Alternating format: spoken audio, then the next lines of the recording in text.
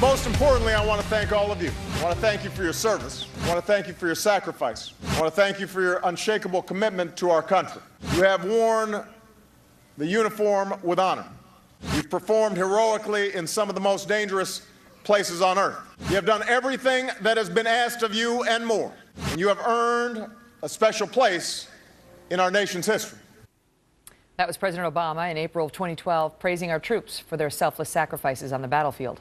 But in the last few weeks, we have seen a growing number of reports about the Pentagon's need to cut budgets and suggestions that our military families should pay a significant part of that price. Pete Hegseth is CEO of Concerned Veterans for America and an Iraq and Afghanistan combat war veteran. Pete, good to see you. And Thanks for having me. There are at least two proposals now on the table to try to find $1 trillion in cuts. And one is to cut the pay of our military, and one is to basically cut the place where they go and they buy things like food and supplies. And the commissaries, the grocery stores. So yep. It says, you don't need that.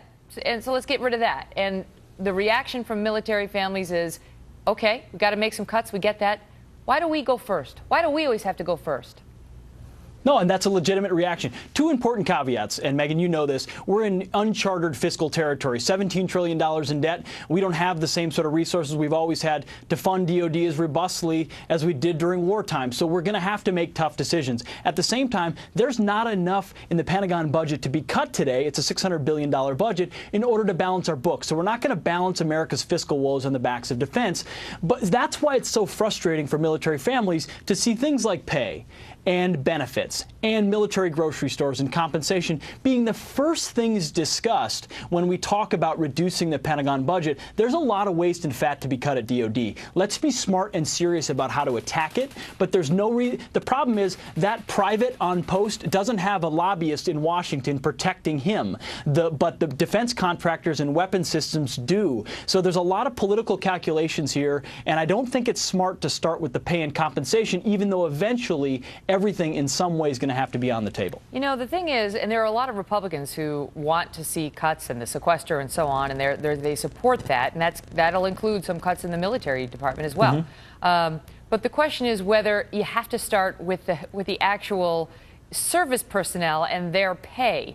Now, I know their pay has gone up more than it's gone up in the average private sector for certain workers over the past few years, but it's not that high, Pete. I mean, we've got a chart. I think the average pay is $45,000 a year for a single person, and married with two children, $49,000. So they want to cut that, and they want to cut, commissaries. But the question I have for you is, how does that play when you see stories like our lead story, where you got the feds just doling out checks to the insurance? Like, we're going to trust them. They're throwing out bailout money. They're throwing bailouts to insurance. That's going to work out okay. And no one's getting rich joining the military. That's an E4 pay that you just showed. Privates make even less than that. And so that is what's so frustrating. You see this government wasting gobs and gobs of money elsewhere, yet they now want to pinch pennies on warfighters and take away fringe benefits. Now, you know what? Those who have served understand enough to know, hey, I've sacrificed before. I can sacrifice again. I understand these are austere times, but my goodness, how frustrating it is to watch the government waste so much and then realize that we're not only cutting the fat in the Pentagon budget, but with sequestration and some of the policies we pursued, we're cutting into the muscle. This isn't just about benefits. This is about training and maintenance and operations and all the things our military units need to do in order to be the best fighting force in the world. That's what's so dangerous about the nature of a lot of these cuts. Yeah, so you see, Lois Lerner at the IRS is going to retire on the taxpayer's dime, and you see these wasteful, conferences that some of these agencies go to with the line dancing and so on. And, the military, well, they're going to need to cut their salaries. Pete, thanks for being here. Thanks, Megan.